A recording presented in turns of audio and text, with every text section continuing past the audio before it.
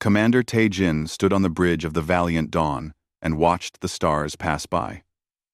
He had done this 1,000 times before. The war against the Hive had been going on for 3 years now, and he had fought in 17 major battles. His people, the Velrosians, were known across the coalition as some of the best warriors in the galaxy. They were taller than most species, stronger, faster. Their technology was advanced. Their tactics were perfect. Tae-jin wore his medals with pride. Each one told a story of victory, of clever planning, of his troops executing their orders without mistake. He had lost soldiers before, but never because of poor decisions. War had rules, and he followed them. That was what made the Velrosians superior. "Commander, we have incoming ships," his second officer said. Lieutenant Hana stepped up beside him, looking at the display screen. "The human reinforcements are arriving." Tae-jin nodded slowly. Humans. He had heard about them. Of course. Everyone in the coalition had. They were the newest species to join. Barely 50 years into space travel. Primitive by most standards. Their technology was functional, but old-fashioned. Their weapons were loud and inefficient. They had no natural advantages like enhanced strength or improved senses. "How many?" he asked. "One company. About 80 soldiers, led by someone named Captain Sung-ho." Hana pulled up the information on her tablet. "Their service record is adequate. They have seen combat before. But nothing like what we face regularly." Tae-jin studied the data. The human military structure was simple, almost crude. They relied heavily on small unit tactics and individual initiative. The Velrosian way was different. Every soldier knew their exact role. Every movement was planned. Every contingency was prepared for. That was how wars were won. "Prepare to receive them," he said. "But make sure our troops understand. They will need to compensate for any human weaknesses during the operation." Hana nodded in agreement. "Should we assign them to rear security? Keep them out of the primary engagement zone?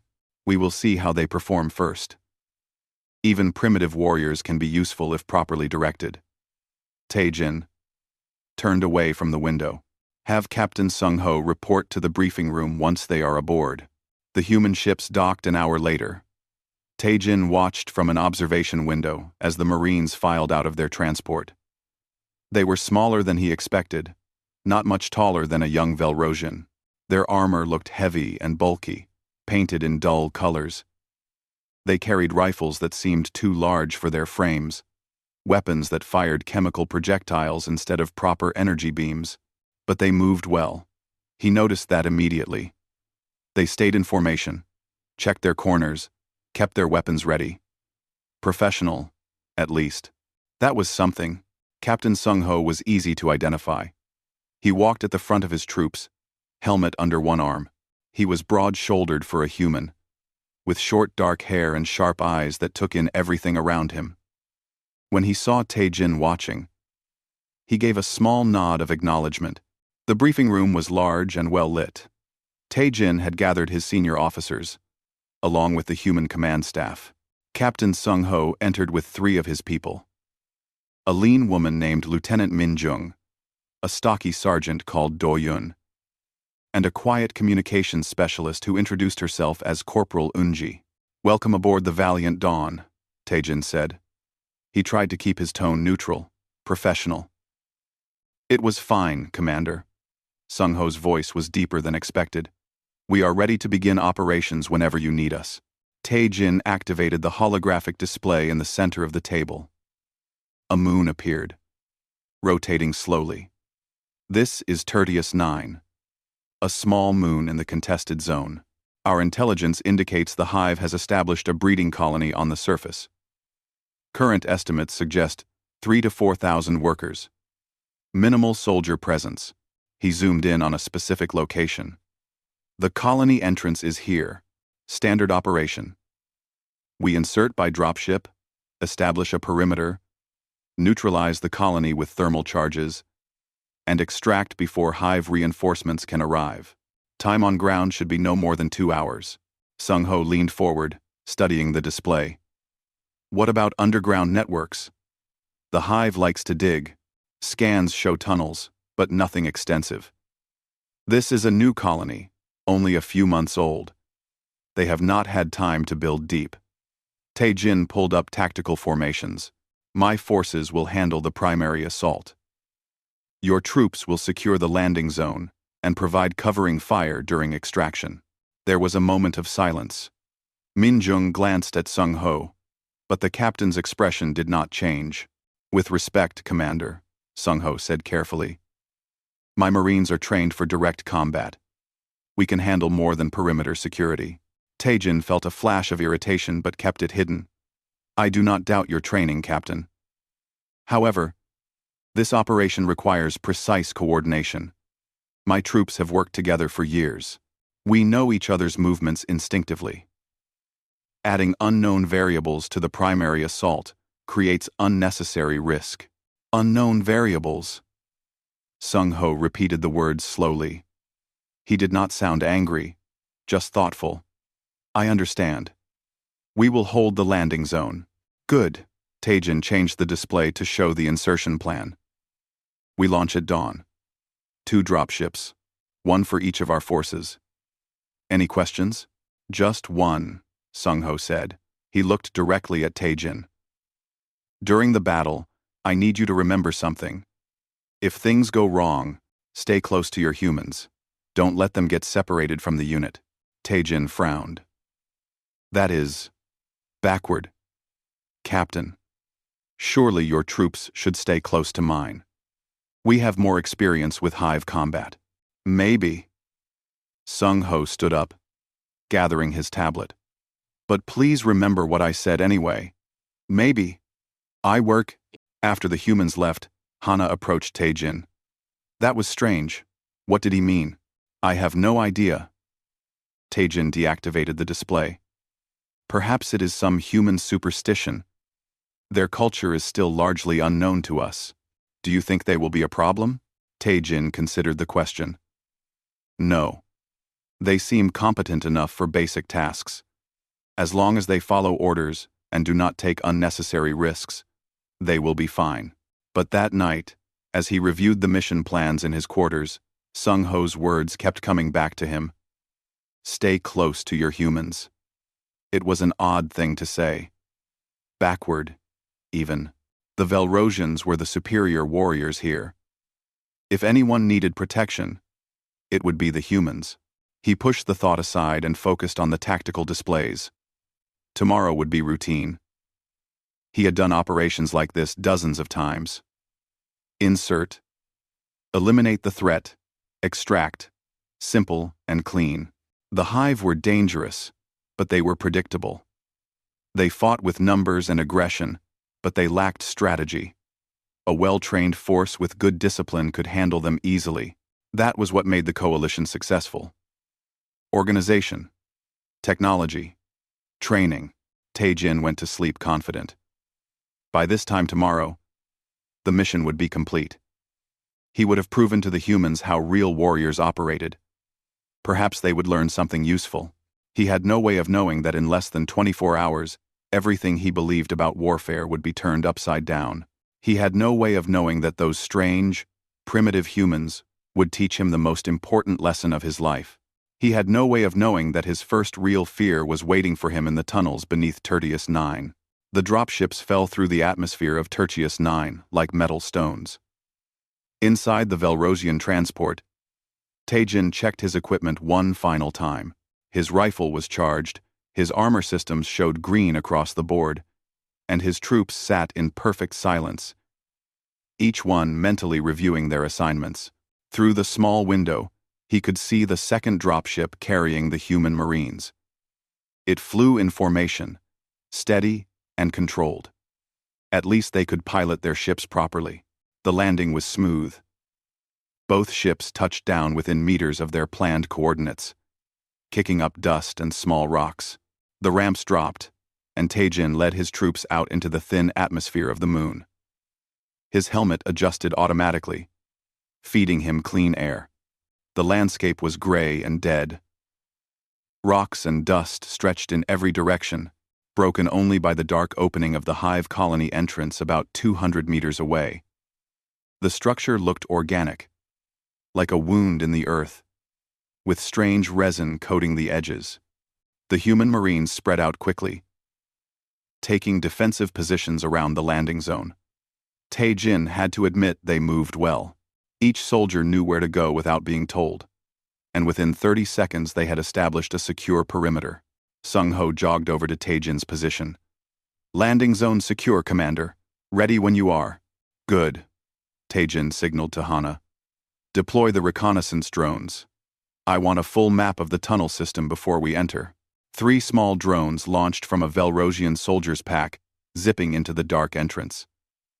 Everyone waited, watching their displays as the drones sent back data.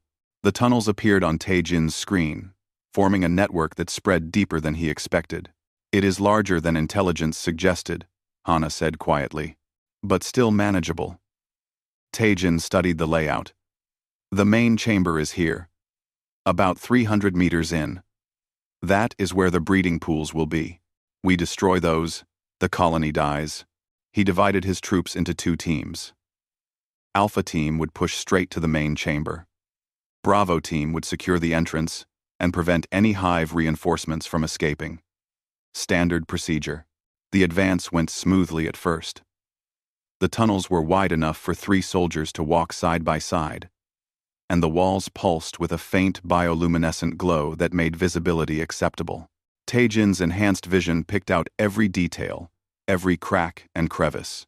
They encountered the first hive workers about 50 meters in. The creatures were the size of large dogs, with 6 legs and clicking mandibles. They charged forward without strategy, driven by instinct to protect the colony. Tae-jin's troops executed their standard suppression pattern. Overlapping fields of fire cut down the workers before they could get close. The Velrosians did not waste ammunition, did not panic, did not break formation. Perfect discipline. Behind them, Tae-jin could hear the human weapons firing. They were much louder than energy rifles, making sharp cracking sounds that echoed through the tunnels. Inefficient, he thought, but effective enough against workers. The main chamber was exactly where the drones had indicated. It was huge, easily 50 meters across, with pools of thick liquid bubbling in the floor. Eggs covered every surface, thousands of them, each one containing a future hive worker or soldier. "Set the charges," Tae-jin ordered. "Thermal detonators on the support columns. We bring the whole chamber down." His demolitions expert, a veteran named Kwon, moved quickly to place the explosives.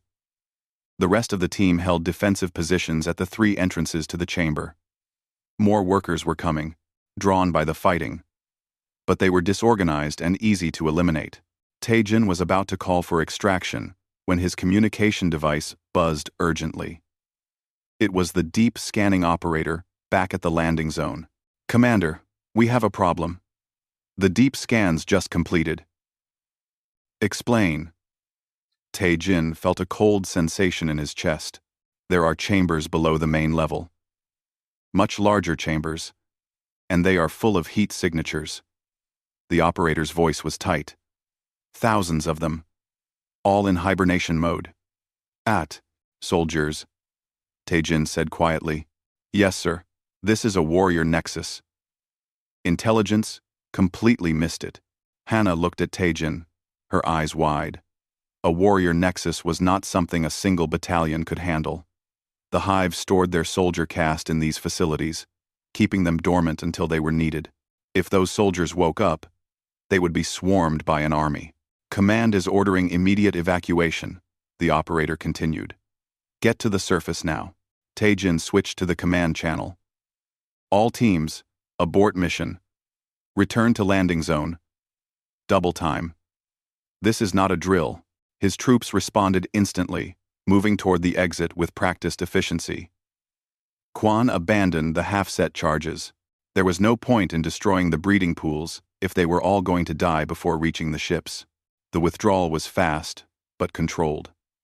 Tae-jin brought up the rear, making sure no one was left behind. They were halfway back to the entrance when the ground shook. It was not an explosion. It was something worse. The vibration came from below, from the deeper chambers. The hibernating soldiers were waking up. "Move faster," Taejin ordered. His troops broke into a run, their boots pounding on the tunnel floor. They burst out into the gray daylight of the moon's surface. The human marines were still at the perimeter, but they had formed up near the ships, ready to evacuate. Sung-ho stood at the center, directing his troops with hand signals. Taejin did a quick count. All his soldiers had made it out. He felt a moment of relief. They were going to be fine. They would lift off before the hive soldiers reached the surface. Then the ground collapsed. It happened near the left side of the perimeter, where a squad of human marines had been standing. The surface simply gave way, revealing a secondary tunnel that the scans had missed. 6 humans fell through, disappearing into the darkness below. The screaming started immediately, not from fear, but from combat. The fallen marines were fighting something down there. Sung-ho ran to the edge of the collapse, looking down. "Hyunwoo, Ji-won, report," a voice crackled back, broken by static. "We are alive! There are tunnels down here, but they are collapsing. We cannot climb back up." Taejin moved beside Sung-ho and looked into the hole. It was at least 10 meters deep, and the walls were too smooth to climb. Worse, he could see movement in the darkness below. The hive soldiers were coming. "Command, this is Taejin. We have 6 soldiers trapped in a secondary tunnel system, requesting extraction support." The response came back quickly. "Negative, Commander. Long-range scans show massive hive activity converging on your position. You have maybe 10 minutes before you are completely surrounded. Get your people on those ships now." Sung-ho was already moving. "Minjung, get ropes and climbing gear. Doyun, grab the heavy weapons. We are going down there." "Captain," Taejin said. "You heard command. We have to evacuate." Sung-ho looked at him. His expression was calm, but there was something in his eyes that Taejin could not quite read. "We don't leave our people behind, Commander. Ever. If you want to evacuate, go ahead. We will catch up when we can." Hana stepped close to Taejin. "He is being irrational. 6 soldiers are not worth risking 80 more. We need to leave." Hana stepped close to Taejin. "Katakin kon kaplik sense, sakes meside, include." The logic was perfect. The mathematics were clear. 6 lives versus 80. The choice was obvious. But Taejin found himself thinking about Sung-ho's words from the briefing. "Stay close to your humans." At the time, it had seemed backward. Now, watching Sung-ho prepare to climb into what was essentially a death trap for 6 soldiers, Taejin began to wonder if he had misunderstood something fundamental about these humans. "How long do you think you have?" he asked Sung-ho. "Does it matter?" The human captain checked his rifle. "They are down there. We are going to get them. That is all there is to it." Taejin made a decision that would have shocked his instructors at the War Academy. It went against everything he had been taught about risk management and tactical efficiency. "Hana, select 15 of our best troops, full combat load, heavy weapons." He looked at Sung-ho. "You will need support." Hana stared at him. "Commander, this is..." "An order," Taejin cut her off. "We are going to get those soldiers back." He did not fully understand why he was doing this. It was not logical. It was not efficient. But something about the way Sung-ho had not even hesitated, had not even considered leaving his people behind, made Taejin want to be part of whatever that was. They rigged the ropes quickly. 15 Velrosian soldiers and 20 human marines prepared to descend into the darkness. The rest of the troops would hold the surface and keep the dropships ready for emergency extraction. Sung-ho went down first, moving hand over hand with practiced ease. Taejin followed, his stronger muscles making the descent quick. As he dropped into the tunnel below, he could hear the shrieking of hive soldiers echoing from somewhere deeper in the darkness. They had perhaps 15 minutes before the warrior caste fully awakened. 15 minutes to find 6 humans and get everyone back to the surface. Tae-jin activated his weapon's light attachment and moved forward into the dark. For the first time in his long military career, he was genuinely uncertain if he would survive the next hour. The rescue mission had become something far more dangerous. The tunnel system was worse than Tae-jin had feared. The walls were organic, pulsing with a sickly light that made everything look diseased. The passages twisted and branched in ways that made no sense, designed by insect minds for insect bodies. Sung-ho moved through the darkness like he had done this 100 times before.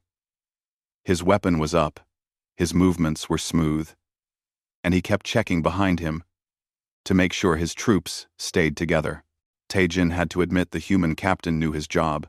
"Hyun-woo, this is Sung-ho. Which direction did you go?"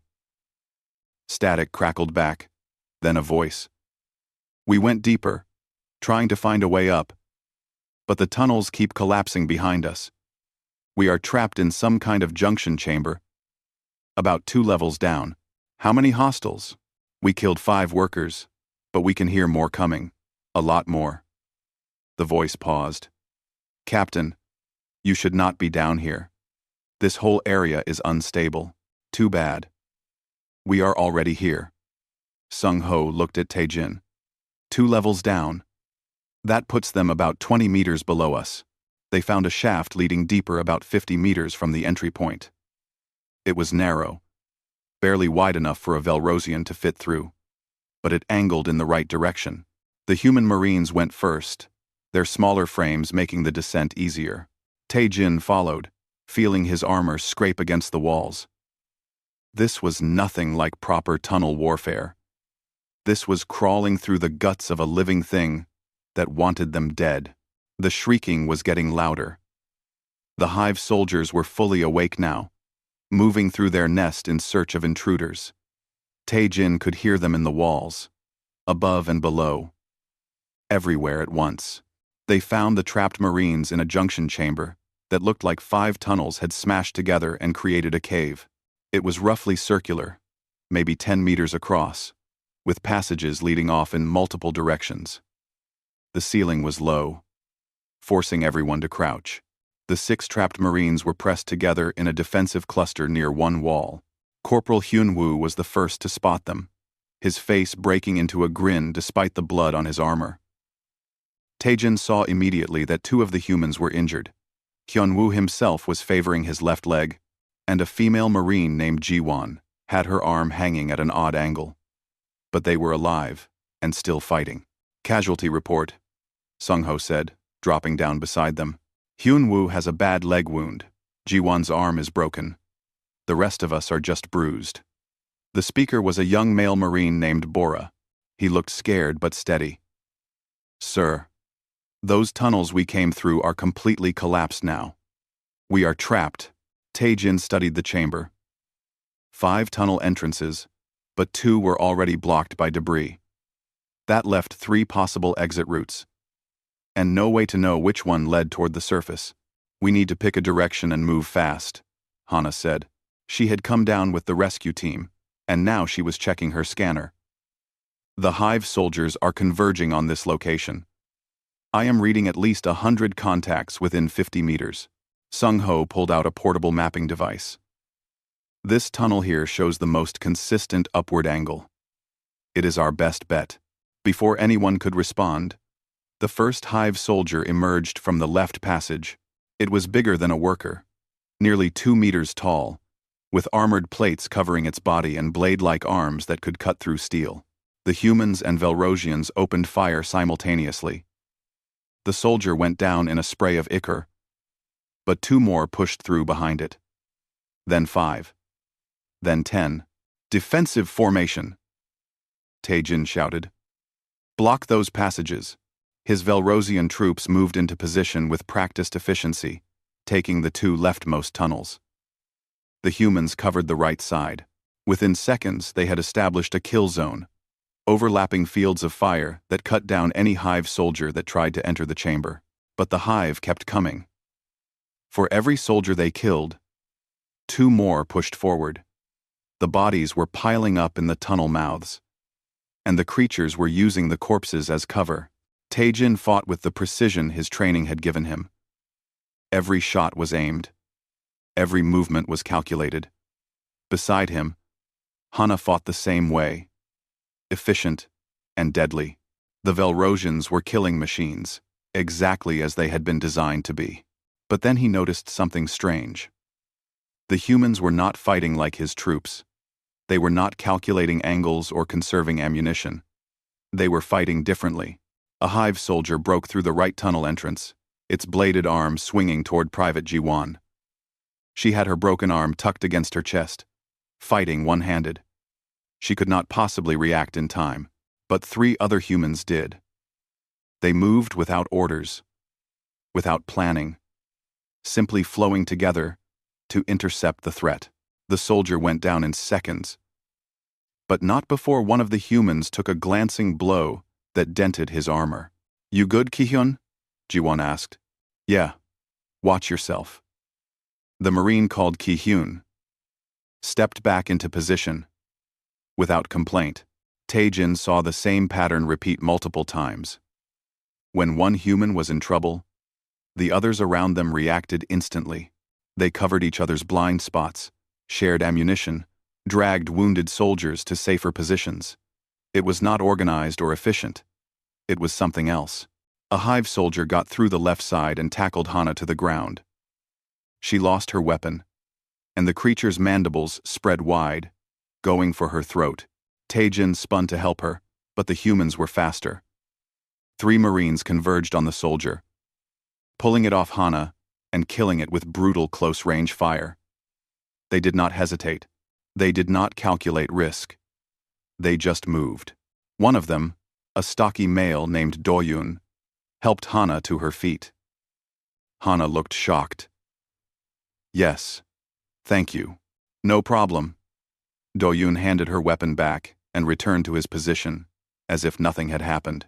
The fighting continued for what felt like hours but was probably only minutes. The ammunition counters on Taejin's display kept dropping.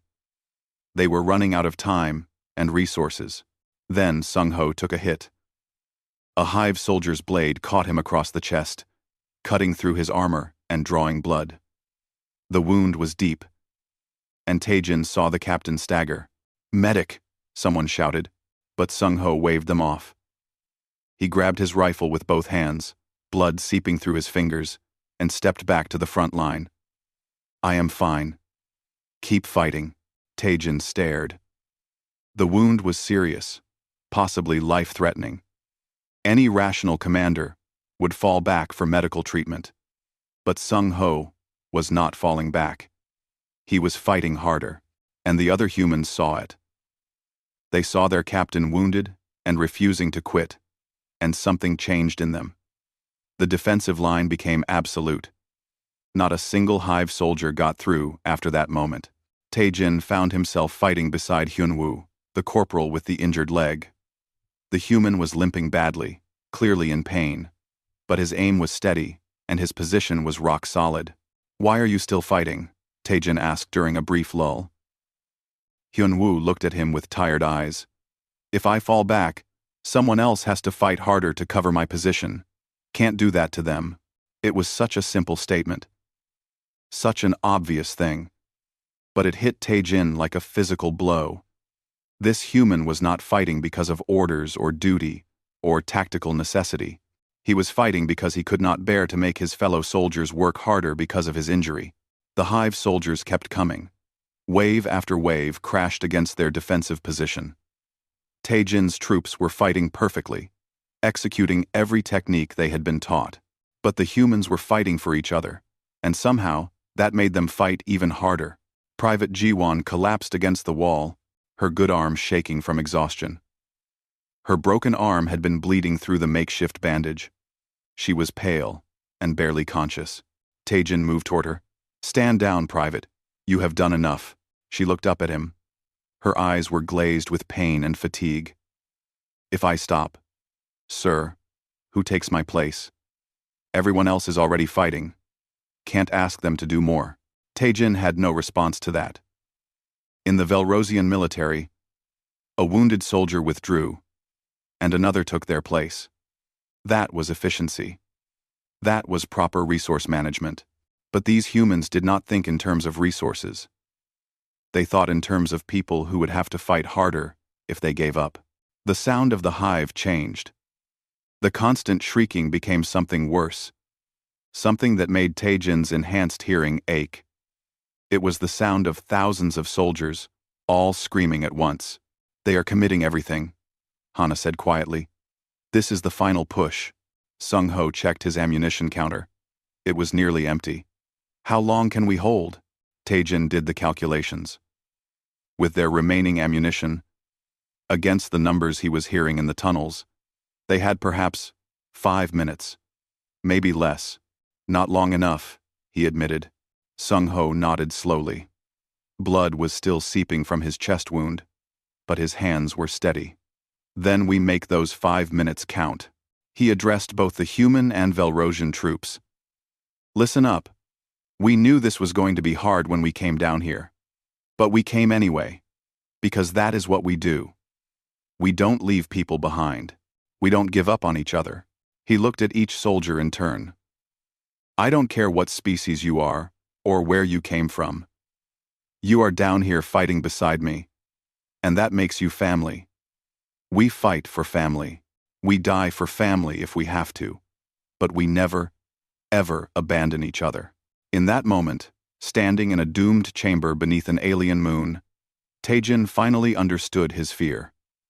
His entire life, his entire career, he had believed that warfare was about being better. Better training, better technology, better tactics. The Velrosians were successful because they were superior warriors. But these humans were not superior. They were weaker, slower, more fragile. Yet they fought with something his people had never learned. They fought with absolute refusal to fail each other. And watching them, knowing they would die in the next few minutes rather than abandon anyone, Taejin was afraid. Not of death. He had faced death many times. He was afraid that he had wasted his entire life learning the wrong lessons about what made a warrior strong. The hive charged. The final wave came like a living tsunami, filling every tunnel with armored bodies and shrieking mandibles. The defenders formed a tight circle, humans and Velrosians together, no longer separate species but a single unit. Taejin fired until his rifle was empty, then drew his sidearm. Beside him, Hyunwoo fought on his injured leg. Jiwon held her position with one arm. Sung-ho bled and kept fighting. And then the walls exploded. The explosion was so sudden that Taejin almost shot at his own reinforcements. Coalition assault troops poured through the breached wall, heavy weapons blazing, cutting down hive soldiers by the dozen. Behind them came combat engineers with portable barriers and medical teams dragging equipment. Lieutenant Minjung led the charge, her weapon sweeping across the chamber. "Command authorized a rescue breach. Surface troops tunneled down to your position." The relief was immediate but temporary. The new arrivals expanded the defensive perimeter, giving everyone room to breathe. But the hive was still coming. The shrieking outside the chamber had not stopped. "Casualties to the center," a medic shouted. "We need to stabilize people before extraction." Taejin watched as the human medics moved through the chaos with practiced efficiency. They pulled Jiwon away from the line first, despite her protests. 2 of them started working on Sung-ho's chest wound while he tried to wave them off. "I am fine," the captain insisted. "Help the others first." "Sir, you are bleeding heavily. You need treatment now." The medic did not wait for permission, already applying medical foam to seal the wound. Hyunwoo collapsed as soon as someone took his position on the line. His injured leg finally gave out, and he went down hard.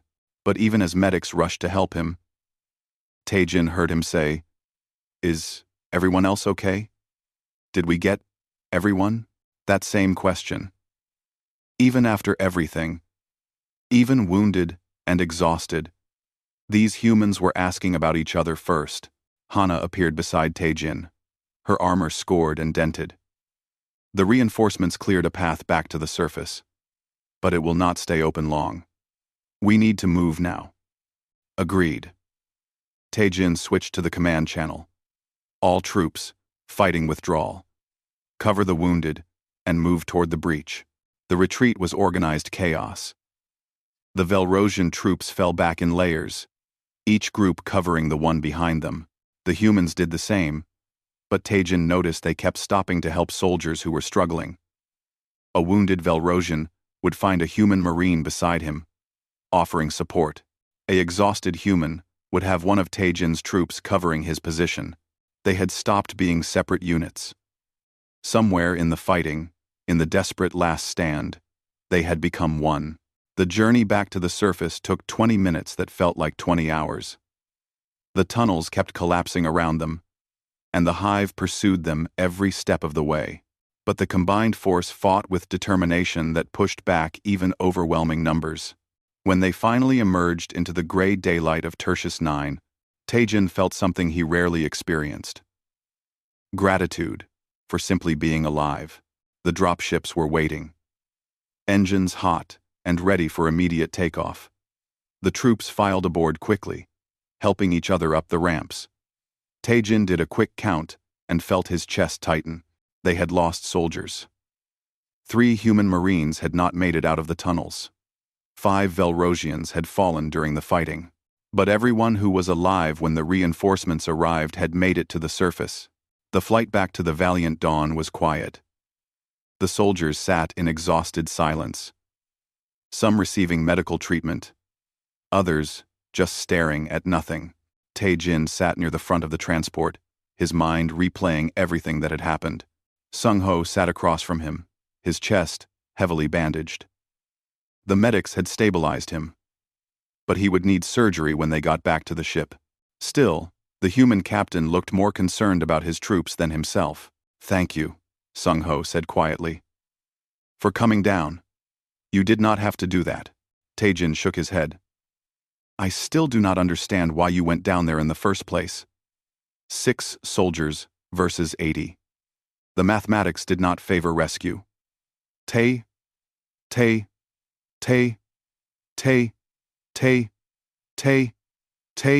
Mathematics. Sung-ho smiled sadly. "Commander, when you reduce people to mathematics, you have already lost something important." "What do you mean? Those 6 Marines down there? I know their families. I was at Hyunwoo's wedding. I helped Jiwon study for her promotion exam." Sung-ho looked at his hands. "They are not numbers to me. They are people I care about. Leaving them behind was never an option." Taejin thought about this. In Velrosian military culture, soldiers were resources. Valuable resources, trained and equipped at great cost, but still resources to be managed efficiently. Personal attachment was discouraged because it led to poor decisions. But watching these humans fight, seeing how they refused to abandon each other even when logic demanded it, Taejin wondered if his people had been wrong about that. The Valiant Dawn's medical bay was organized chaos when they arrived. Doctors and nurses rushed to treat the wounded, moving from bed to bed with efficient urgency. Taejin watched as they worked on Sung-ho, preparing him for surgery to repair the damage to his chest. "Commander." It was Corporal Hyunwoo, lying in a bed with his injured leg, elevated and wrapped. "Can I talk to you for a minute?" Taejin approached the bed. "What is it, Corporal?" "I wanted to thank you for coming down, for not leaving us." Hyunwoo's face was pale from pain medication, but his eyes were clear. "A lot of commanders would have followed the protocol and evacuated.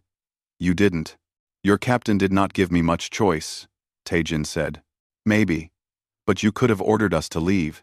You didn't." "Sir, can I ask you something?" "Go ahead." "Down in those tunnels, when I was on the line, you asked me why I kept fighting with my injured leg." Taejin nodded. "Did you understand my answer?" Taejin was quiet for a moment. "I am beginning to. You said you could not ask others to fight harder because of your injury. But that does not make tactical sense. In Velrosian doctrine, a wounded soldier withdraws and is replaced by a fresh one. That is the efficient approach. Maybe it is efficient, Hyunwoo said. But sir, we are not fighting for efficiency. We are fighting for each other. Every human on that line knows that if they fall back, someone they care about has to take their place. Someone who might get hurt because of it. That is not something we can accept easily. He looked directly at Taejin. You asked me earlier why I gave you my power cell when my weapon was still functional. Remember? Taejin did remember. It had happened during the fighting. When Taejin's rifle had run low on power, Hyunwoo had tossed him a spare cell without hesitation, even though it left the corporal with limited ammunition. You were fighting beside me, Hyunwoo said simply. That made you one of us. We don't let our people fight without support if we can help it. One of us. Taejin felt something shift in his understanding. These humans did not think in terms of species, or efficiency, or tactical doctrine. They thought in terms of who was standing beside them, in the fight. He spent the next few hours visiting the wounded. Both human and Velrosian.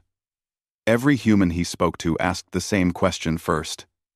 Is everyone else okay? Every one of them. Put others before themselves. Private Jiwon was in surgery to repair her broken arm. When she woke up, groggy from anesthesia, her first words were, "Did everyone make it? Did we get Hyunwoo out?" Even Hana, his normally cold and efficient second-in-command, seemed affected by the experience. She found Taejin in the officer's mess, nursing a cup of bitter Velrosian tea. I have been thinking about what happened down there, she said quietly. Those humans did not have to save me. When that soldier attacked me, they could have maintained their positions and let me handle it. But they did not. No. They came immediately. 3 of them. Without orders. Without thinking about the risk. Hana looked troubled. I have never had soldiers from another unit do that for me. Even Velrosian troops would wait for orders or assess the situation first. But the humans just moved. Taejin understood what she was trying to say. They have something we do not. Call it instinct. Call it culture. They simply cannot allow someone fighting beside them to be in danger without helping. Is that a weakness or a strength? That was the question. Was it not?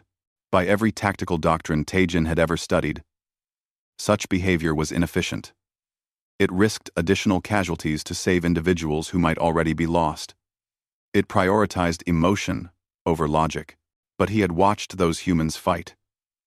He had seen them turn a doomed last stand into a defensive line that held against overwhelming odds.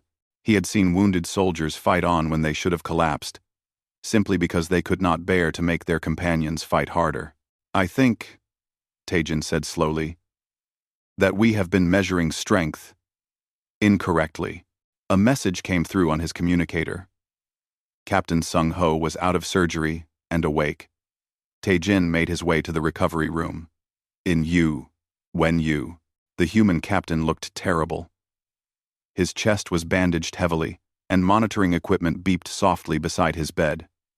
But he was alive, and his eyes were alert when Taejin entered. Commander, come to check on the primitive humans? There was no bitterness in Sung-ho's voice. Just tired amusement. I came to apologize, Taejin said. I underestimated your people. I thought we would have to protect you in combat. And instead you taught me something I should have learned years ago. Taejin sat in the chair beside the bed. I have been a soldier for 20 years. I thought I understood warfare, tactics, strategy, logistics. I excelled at all of it. But I never understood what you showed me down in those tunnels. Sung-ho waited. My people fight because we are trained to fight. We follow orders. We execute plans. We manage resources efficiently. We are very good at it. Taejin looked at his hands. But your people fight for each other. Not because of orders or training. You fight because you cannot bear to fail the person beside you. And you think that makes us better warriors? I think, Taejin said carefully, that it makes you warriors in a way my people have forgotten how to be. We learned how to be soldiers. You learned how to be something more. Sung-ho was quiet for a moment. We are not perfect, Commander. We make mistakes. We let emotion cloud judgment sometimes. There are probably situations where your way is better. Perhaps. But down in those tunnels, facing death, I felt something I have never felt in combat before. What was that? Tae-jin met the human captain's eyes. Fear. Real fear. Not of dying.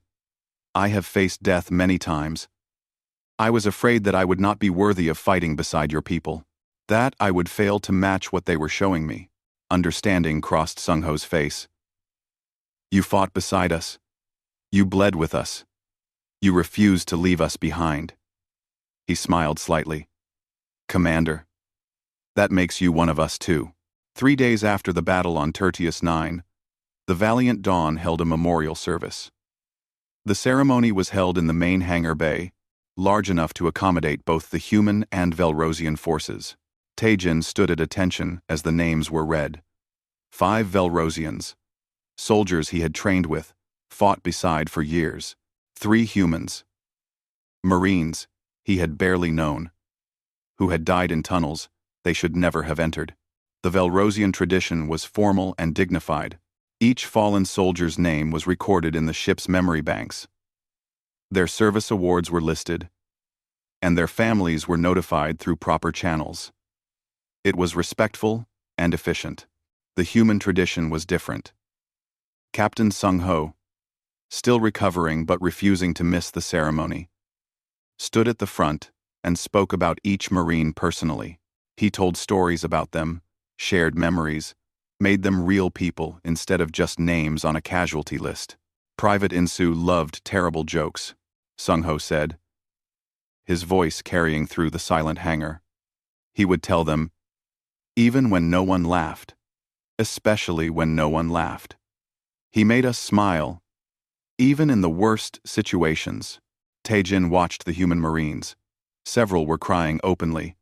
Others stood rigid, fighting tears. But none of them looked away or tried to hide their grief. They mourned together, publicly, as a unit. After the ceremony, Sung-ho placed memorial tokens in a case that would be sent back to the families. Each token included a personal item from the fallen Marine's locker, along with letters from their squad mates. The humans did not just report deaths. They shared grief and memory. Hana approached Tae-jin as the crowd dispersed. The human method seems inefficient. All this emotion, these personal connections, it must make command decisions harder. Probably. Tae-jin agreed. But it also makes them fight harder. They are not fighting for abstract concepts or tactical objectives. They are fighting for the people standing beside them. Is that better? Tae-jin thought about the tunnels, about watching Private Ji-won refuse to stop fighting with a broken arm because she could not bear to make her squad mates work harder. I am beginning to think it might be. Over the next week, as the wounded recovered and the ships prepared for their next assignment, Tae-jin noticed something changing in his own troops. The Velrosians who had fought in the tunnels treated the human Marines differently now. They sat together in the mess hall, trained together in the gym, shared stories during off-duty hours. Corporal Hyun-woo, still limping but recovered enough for light duty, found Tae-jin in the observation deck one evening. Commander, can I ask you something? Of course, Corporal. What are you going to tell your superiors about what happened? About the rescue mission? Hyun-woo stood beside him, looking out at the stars. We went against orders. We risked dozens of soldiers to save 6. By your military standards, that was probably wrong. Tae-jin had been working on his report for days. It should have been simple. Detail the operation, explain the casualties, note the human performance. Standard format. But he found himself writing something different. I am recommending that all Velrosian forces undergo joint training with human units, he said. Hyun-woo looked surprised. Really? Why? Really. Because my people need to learn what your people know instinctively. We are excellent soldiers. We follow orders. We execute plans perfectly. We never break discipline. But we have forgotten something important. What is that? That wars are not won by individual soldiers, no matter how well trained. They are won by units that refuse to break, that will not abandon each other, that fight for something more than just victory. Taejin glanced at the corporal. Your people understand that. We need to learn it. The official response from Velrosian High Command came 3 days later. Taejin read it twice, barely believing what he was seeing. His recommendation had been approved.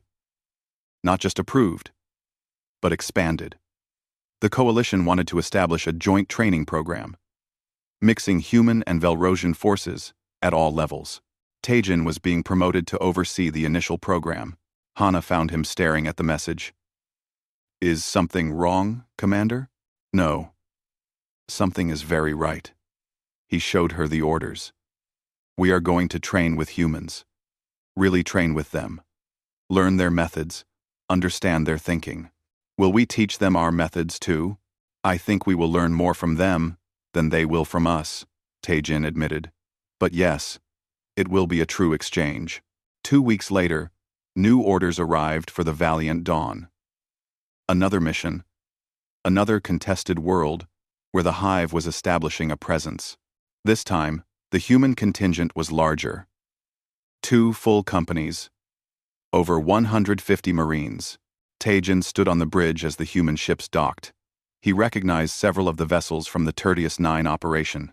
Captain Sung Ho was still recovering from his surgery, but he had insisted on returning to duty. The briefing for the new mission was different from the first one. Taejin did not assign the humans to rear security or support roles.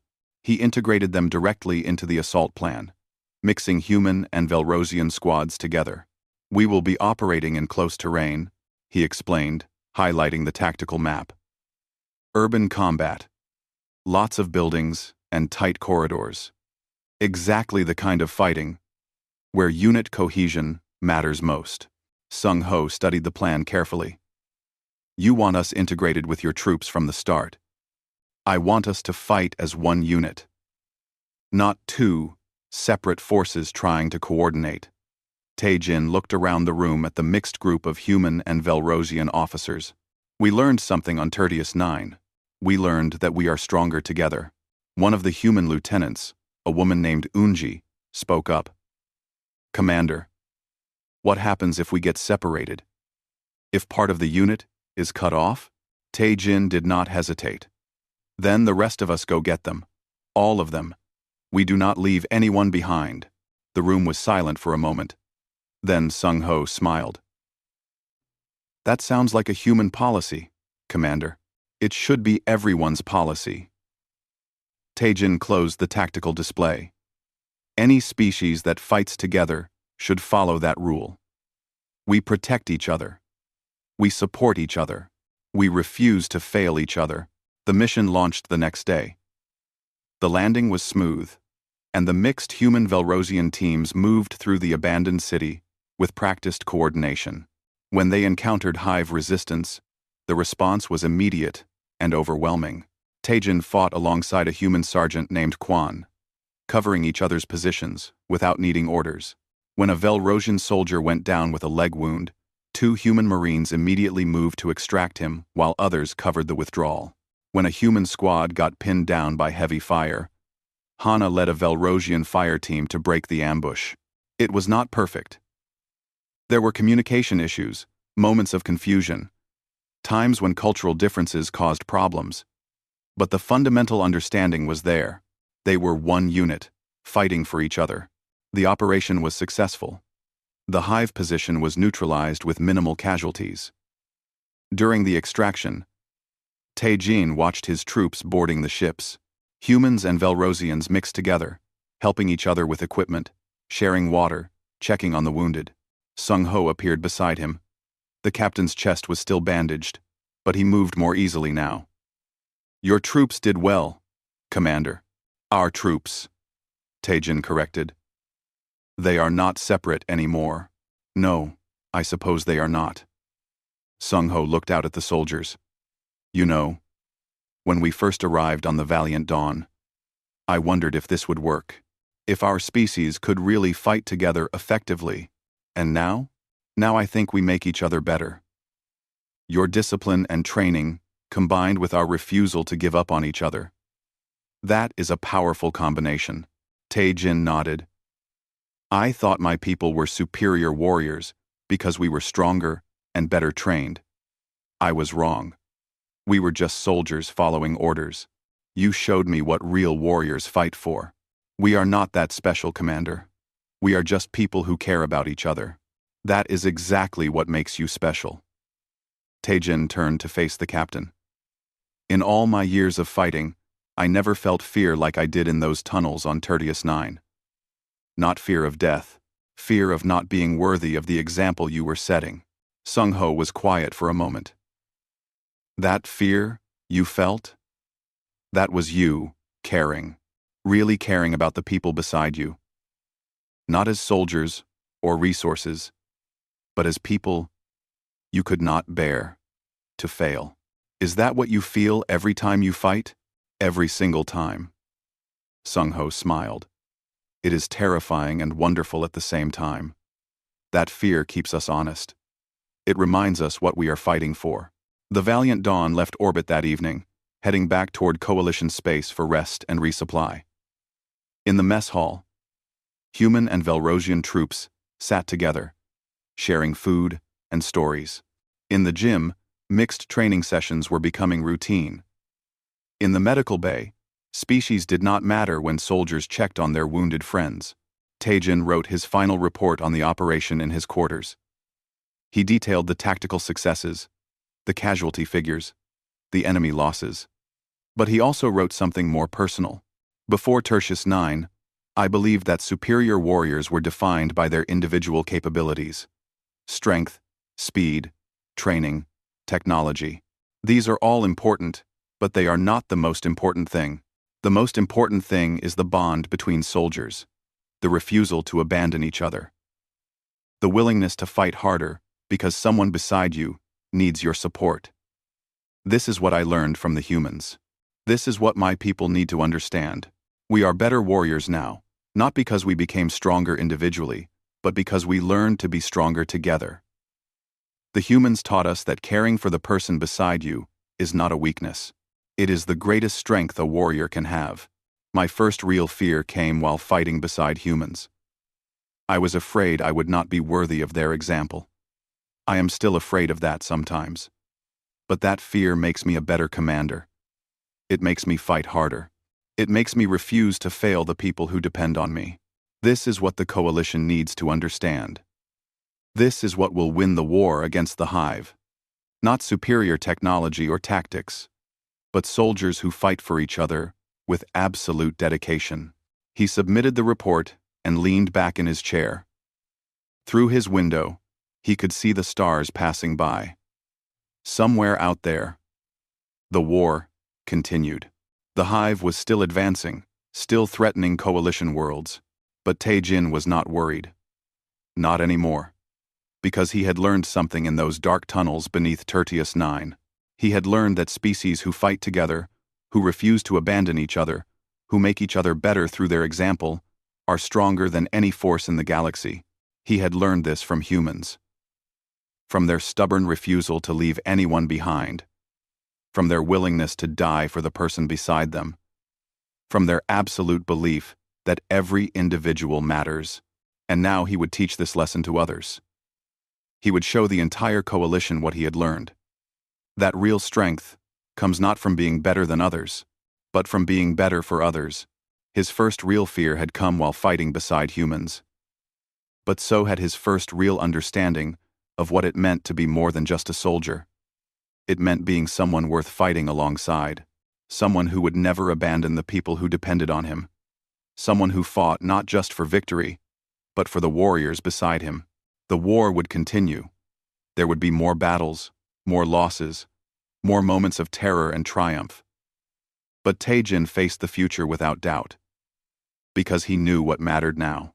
Not individual glory or tactical perfection, but the bonds forged in fire between soldiers who refused to fail each other. That was what humans had taught him. That was what he would carry forward for the rest of his life.